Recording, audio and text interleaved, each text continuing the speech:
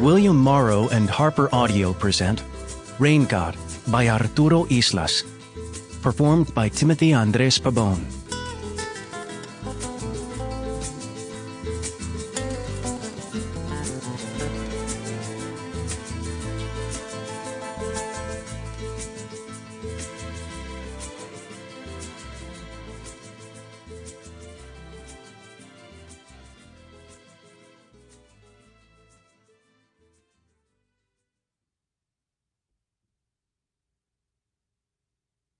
I come to speak through your dead mouths.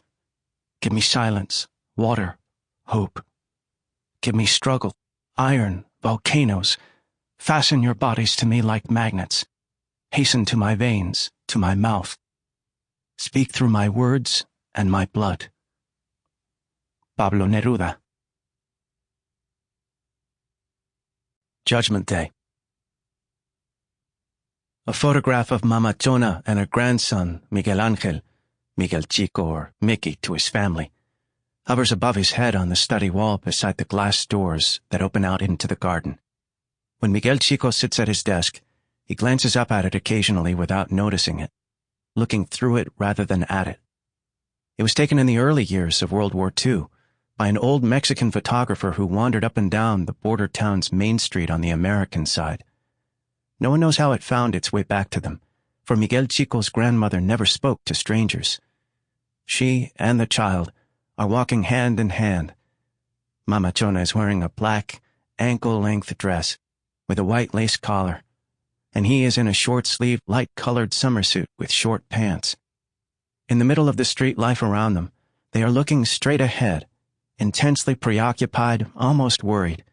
They seem in a great hurry. Each has a foot off the ground, and Mama Chona's black hat with the 3 white daisies, their yellow centers like eyes that always outstared him, is tilting backward just enough to be noticeable. Because of the look on his face, the child seems as old as the woman. The cameras captured them in flight from this world to the next. Uncle Felix, Mama Chona's oldest surviving son, began calling the boy Mickey, to distinguish him from his father Miguel Grande, a big man whose presence dominated all family gatherings, even though he was Mama Chona's youngest son.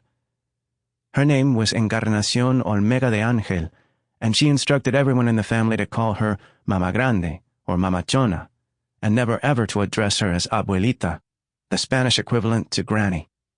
She was the only grandparent Miguel Chico knew. The others had died many years before he was born on the north side of the river. A second-generation American citizen. 30 years later, and far from the place of his birth, on his own deathbed at the university hospital, Miguel Chico, who had been away from it for 12 years, thought about his family and especially its sinners. Felix, his great-aunt Cuca, his cousin Anthony on his mother's side, all dead.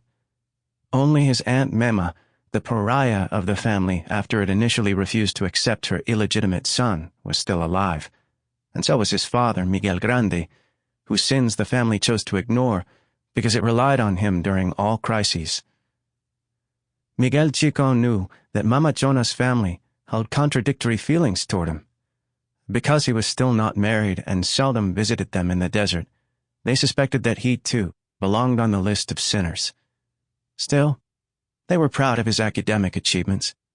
He had been the first in his generation to leave home immediately following high school, after being admitted to a private and prestigious university, before it was fashionable or expedient to accept students from his background.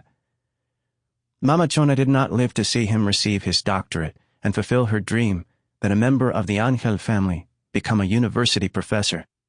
On her deathbed, surrounded by her family, she recognized Miguel Chico and said, La Familia, in an attempt to bring him back into the fold.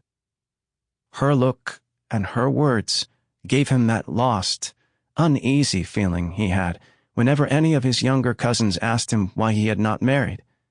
Self-consciously he would say, Well, I had this operation. Stop there and let them guess at the rest. Sample complete. Ready to continue?